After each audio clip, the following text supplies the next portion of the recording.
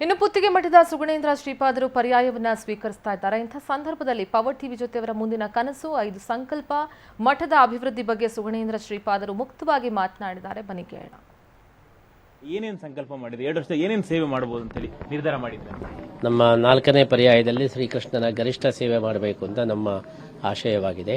ಯಾಕೆಂದರೆ ಇಂಥ ಅಪರೂಪದ ಒಂದು ಸಂದರ್ಭ ಬಂದಾಗ ನಾವು ಅದನ್ನು ವ್ಯಾಪಕವಾಗಿ ಉಪಯೋಗಿಸಬೇಕು, ಗರಿಷ್ಠವಾಗಿ ಉಪಯೋಗಿಸಬೇಕು ಎಂಬ ಉದ್ದೇಶದಿಂದ ಅನೇಕ ಯೋಜನೆಗಳನ್ನು ಹಾಕಿಕೊಂಡಿದ್ದೇವೆ. ಮುಖ್ಯವಾಗಿ 5 ಪ್ರಧಾನ ಯೋಜನೆಗಳು. 1 ಕೋಟಿ ಗೀತಾ ಲೇಖನ ಯಜ್ಞ, 2ನೇದಾಗಿ ಅಖಂಡ ಗೀತಾ ಪಾರಾಯಣ 2 ವರ್ಷಗಳಲ್ಲಿ, ಆಮೇಲೆ 3ನೇದಾಗಿ ಭಗವದ್ಗೀತಾ ಮಹಾಯಾಗ, ಆಮೇಲೆ ಅಂತಾರಾಷ್ಟ್ರೀಯ ಭಗವದ್ಗೀತಾ ಸಮ್ಮೇಳನ, ಅದರ ಜೊತೆಗೆ ಶ್ರೀಕೃಷ್ಣನಿಗೆ 1 ಕೋಟಿ ಗೀತಾ ಲೇಖನ ಯಜ್ಞದ ನೆನಪಿಗಾಗಿ ಪಾರ್ಥಸಾರಥಿ ಸುವರ್ಣ ರಥದ ಒಂದು ಸಮರ್ಪಣೆ. ಅದರ ಮುಖ್ಯ ಉದ್ದೇಶ ನಾವು ಸನ್ಯಾಸವನ್ನು ಸ್ವೀಕಾರ ಮಾಡಿ ಈ ವರ್ಷಕ್ಕೆ 50 ವರ್ಷಗಳು ಪೂರ್ಣವಾಗ್ತಾ ಇದೆ. ಆ ಒಂದು ಗೋಲ್ಡನ್ ಜೂಬಿಲಿಯ ಒಂದು ಸಮರ್ಪಣೆಯಾಗಿ ಶ್ರೀಕೃಷ್ಣನಿಗೆ 1 ಗೋಲ್ಡನ್ ಚಾರಿಯಟ್ ಸುವರ್ಣ ರಥವನ್ನು ಸಮರ್ಪಣೆ ಮಾಡಬೇಕು ಅಂತ ಒಂದು ಸಂಕಲ್ಪ ಮಾಡಿದ್ದೇವೆ.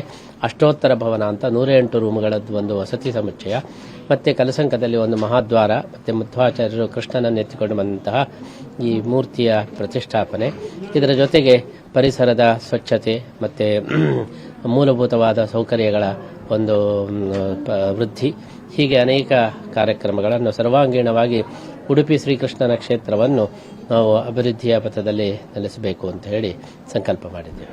ನೀವು ನಿಮ್ಮ ಪರ್ಯಾಯ ಅಂತ ಹೇಳಿದ ಕೂಡಲೇ ಸ್ವಾಗತಿಸಕ್ಕೆ ಬೇರೆ ದೇಶಗಳಿಂದ ಕೂಡ ಭಕ್ತರು ಬಂದಿದ್ರು.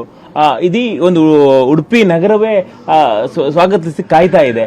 ಈ ಒಂದು ದೇಶ ವಿದೇಶದಲ್ಲಿರೋ ಭಕ್ತರು ಬಂದಿರೋದು, ಬೇರೆ ಬೇರೆ ದೇಶದ ನಿಯೋಗ ಬರ್ತಾ ಇದೆ, ಈ ಎಲ್ಲ ವಿಚಾರ ನೆನಪಿಸಿಕೊಳ್ಳೋದಾದ್ರೆ ಅದೇ ಕೃಷ್ಣನ ಭಕ್ತಿ ಅದು ಯಾವುದೇ ಒಂದು ಪ್ರದೇಶಕ್ಕೆ ಸೀಮಿತವಲ್ಲ.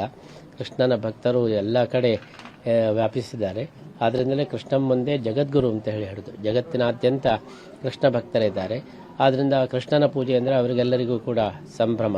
ಆ ದೃಷ್ಟಿಯಿಂದ ಅವರೆಲ್ಲ ಭಕ್ತಿಯ ಒಂದು ವಿಶೇಷ ಉದ್ದೇಶದಿಂದ ಇಲ್ಲಿಗೆ ಬಂದಿದ್ದಾರೆ. ಅವರಿಗೆಲ್ಲ ನಾವು ಸ್ವಾಗತವನ್ನು ಮಾಡ್ತಾ ಇದ್ದೀವಿ. ಬಂದಂತ ಜನರಿಗೆ ವ್ಯವಸ್ಥೆಗಳು ಯಾವ ರೀತಿಯಾಗಿದೆ?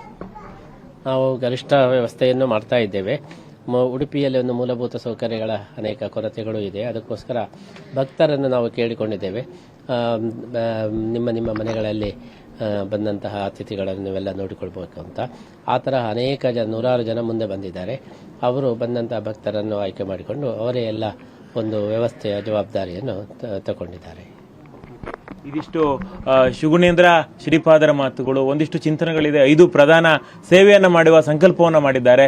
ಹೀಗಾಗಿ ಈ ಒಂದು ಪರ್ಯಾಯ ಮಹೋತ್ಸವಕ್ಕೆ ಇಡೀ ಒಂದು ದೇಶವೇ ಕಾತುರದಿಂದ ಕಾಯ್ತಾ ಇದೆ. ಈ ಕ್ಷಣ ಇನ್ನು ಕೆಲವೇ ಗಂಟೆಗಳಲ್ಲಿ ನೆರವೇರಲಿದೆ ಅನ್ನುವಂಥದ್ದು ಖುಷಿಯ ವಿಚಾರ. ಕ್ಯಾಮರಾಮನ್ ರಮೇಶ್ ಜೊತೆ ರೂಪೇಶ್ ಬೈಂದೂರು, ಪವರ್ ಟಿವಿ, ಉಡುಪಿ.